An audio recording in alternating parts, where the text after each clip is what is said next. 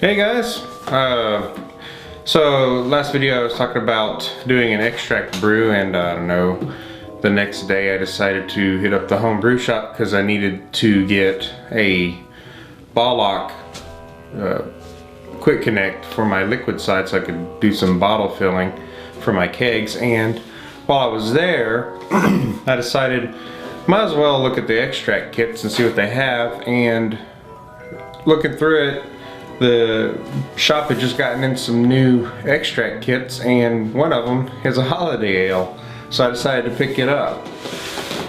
Reason why I picked it up is because I wanted to do a extract brewing video for those of you who are just getting started.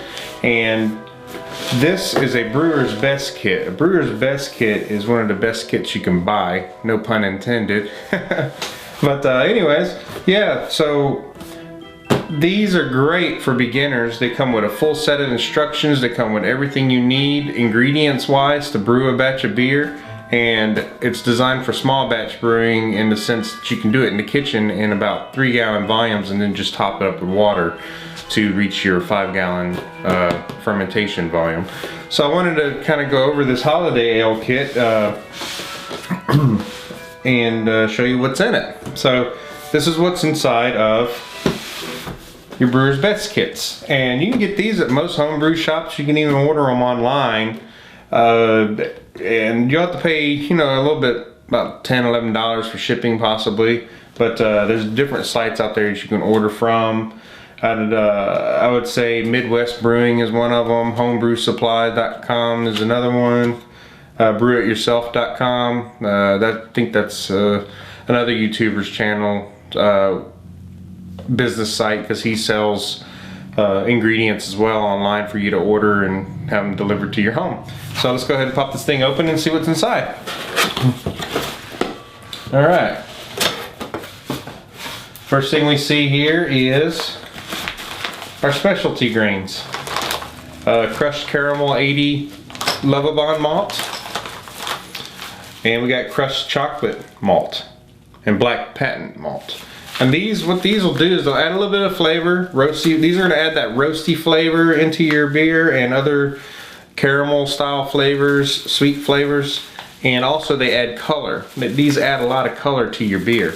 But yeah, just a crushed caramel. And here's the crushed chocolate. So set these aside. We get 2 ounces of hops here. We got some Willamette hops, 1 ounce of those. And we have some Centennial type hops. And these are going to, one's used for bittering and one's used for aroma. And I have to look at the instructions to see which one's for which. I'm pretty sure probably the Centennials are for the aroma, because they're very floral. The description on these is medium intensity floral and citrus aroma.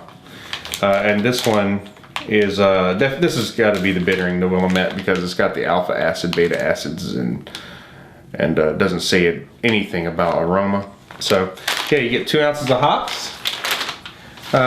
They even give you bottle caps. So if you have bottles at home and you want to fill them, beer bottles, you know, and you got a capper, you got your caps right here. Next is the muslin bag. Now this bag is for you to put your specialty grains in, and when I do the extract brew I'll walk through doing that. But yeah, you just kind of spread it open and you dump your grains inside this. So that will be for steeping your grains. It comes with priming sugar. This is for when you bottle your beer. The little bit of yeast that's still alive in your fermented wort, when it's done fermenting, you'll mix this with the 5-gallon batch of fermented wort, and it will help carbonate your beer in the bottles. We call that bottle conditioning. And yeah, so after you let your bottle sit for at least 2 weeks, you'll have carbonated beer because of this. Because yeast will feed on the sugar, creating CO2. That CO2 will create pressure in a bottle and carbonate it. And then we got some other stuff here. Oh, here we go. spice pack. Because it's a holiday ale, they give you a spice pack to add to your boil. And it's got sweet orange peel, cinnamon, cardamom seed, and ginger. So this will add that little holiday spice to the beer. Next we have corn sugar.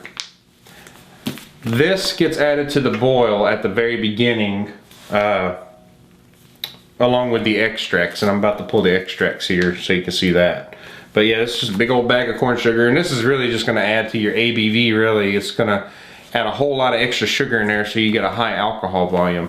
Anybody that's made moonshine or anything that they tend to add a lot of sugar in there to get that ABV up, because when that yeast eats that sugar, not only does it create alcohol, it also creates CO2. So yeah, that's how you can bump your ABV up, is just by adding just pure sugar to your wort while it's boiling.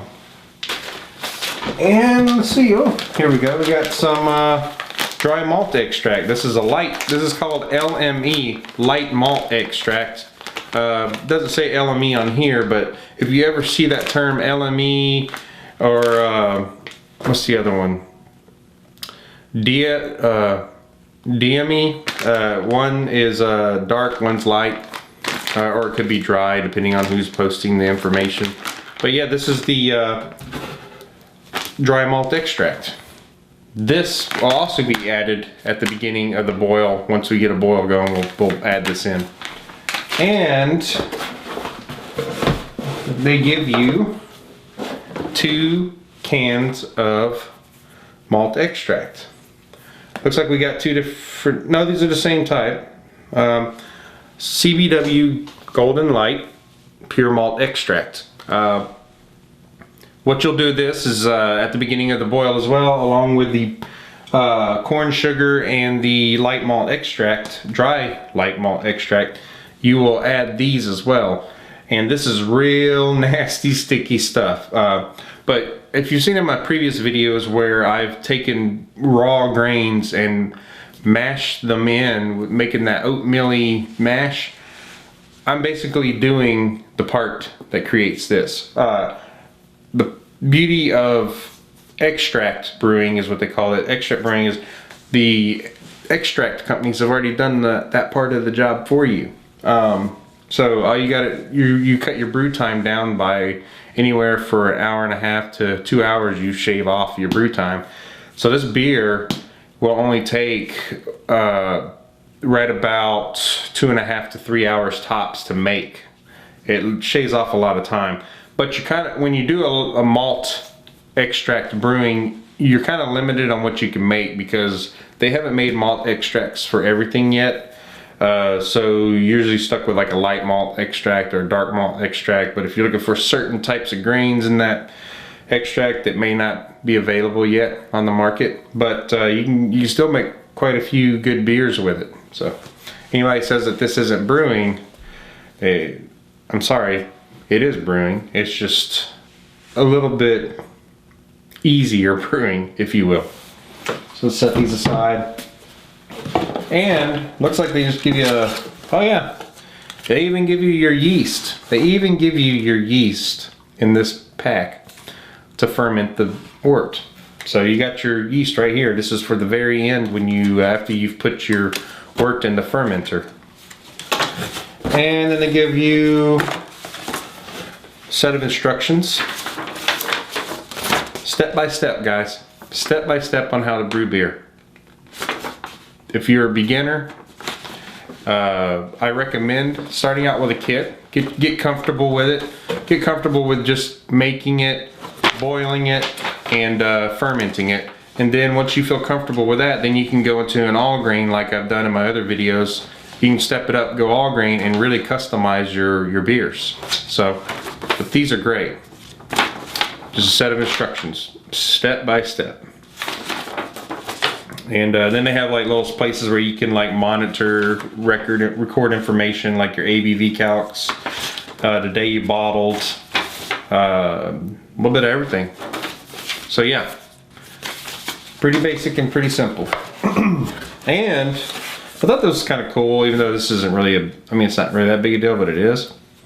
They even have inspection papers in here showing that they've thoroughly inspected to make sure everything's included with your kit. So, and then they got some other propaganda in here, you know, just to get you to buy other stuff. Like most things you buy, they always try to get you to come back for more. So, but yeah, I'm going to brew this beer this weekend. I'm a little under the weather. Got a little bit of a cold or something going on with my sinuses. I think the cold front that just came in just kind of messed me up a little bit. But I went to the Texas Ren Fest, by the way, as well. If you're not from Texas, you still probably have heard about the Texas Renaissance Festival. It's held between late October and late November, and it's a very interesting place to go. I mean, people dress up in costumes for the Renaissance. There's lots of interesting food there, lots of shows, and I got a little clip that I'll show you right now. So take a look.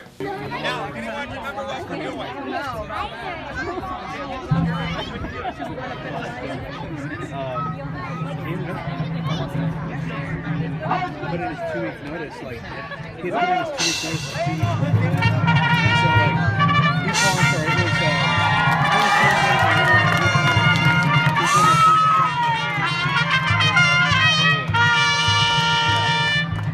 he's okay with it right now, but it's just, you know, it's like, wow, so that happened, you know. I've been talking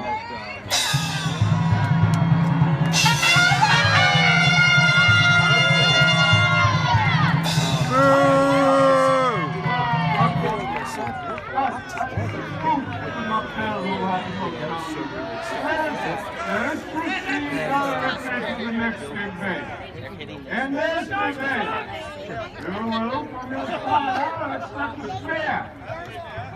All right, come on. All right, that is pretty much a taste of the Renaissance Festival.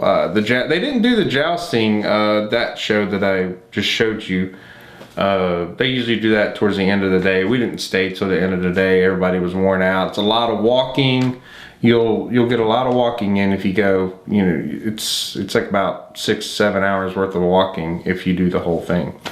And we go every year. We go once a year, at least once a year, just to go see what's new. And if you go in a big group of people, it's even more fun because it's an experience for you and your friends. You go by yourself, you'll be over it after a year, but it's really fun to go in a group of people. But I hope y'all enjoyed that little clip. But anyways, back to this. I just showed you everything that's in this kit, and on brew day, I will video it and I'll share it with you guys, and I'll go step by step on making this beer. And it's so easy, guys. All you need is a 5-gallon kettle, 5-gallon kettle, boil kettle, a stirring spoon, something to put the wort in after it's done to ferment. It'll have to be a sealed container and a place to put a airlock, which is, I'll explain what an airlock is too when we brew. But an airlock basically lets the pressure out but doesn't allow outside air back in, and that's to keep you from contaminating the beer. Everything has to be sanitized. You have to be more sanitary brewing beer than cooking or anything else. Like, beer is very sensitive to outside bacterias and or bacteriums, sorry, and other elements that could get in there and just ruin it for you. But yeah, guys, I just wanted to share this with you. I'm looking forward to this brew. It was kind of costly. This beer was about $59 to buy the kit. Depending where you buy it, you can probably get it cheaper, but after you pay shipping and all, it's going to run you about $59. But it makes 5 gallons of craft beer, and it's your beer, and you made it, and you could show all your friends and have them over and enjoy it, and then charge them per bottle. I'm just kidding. Don't charge your friends. That's just wrong. Don't be doing that, guys. But when you get into all grain, it's cheaper. You could shave about 20 bucks off your costs of making the beer. But it's so costly because this part's been done for you, and this is as efficient on getting sugars as you can get. This is high efficiency brewing. What I mean by efficiency is just how much sugar you're able to pull out of the grain to reach your target specific gravity. And I'll explain that as well when we brew. So I hope you guys enjoyed me showing this off, but for the extract video I decided to go with a holiday ale. Not a more appropriate time to do it than now because of Christmas time coming up, Hanukkah, whatever you're celebrating. I wish you all the best with it, and yeah, I'm excited because we'll get this brew going, and we'll have a nice Christmas beer. And hey, when it's done, I'll do a review video and put it out there and just show you guys how it turned out. But like I said, start with this. Just start with this. Step-by-step instructions on how to do it. All you need is a pot to boil it all in, and a stove, of course, some kind of element, turkey burner, whatever you're going to use to brew. It gets messy. It can get messy if it boils over, and that's why I do it out in the garage. Not that I ever have boilovers, but my wife actually likes it when I brew out in the garage now. She first thought it was ridiculous for me to go get a turkey fryer and all this because I could just do it in the kitchen. But hey, once I got my brewing out of the kitchen, she was all about it. She loves that I'm not stinking the house up with beer. Because it has an odor to it, but man, if you like beer, yeah, it's a great odor. I think it's a great odor. It just smells good. It just smells like, it's like baking bread, but not, you know. So anyways, guys, thank you for your time. Please like and subscribe, and down below I may put a link out there too for some of the places you can get these extract kits, and yeah, get the brewing. And we'll see you in a few days. Cheers.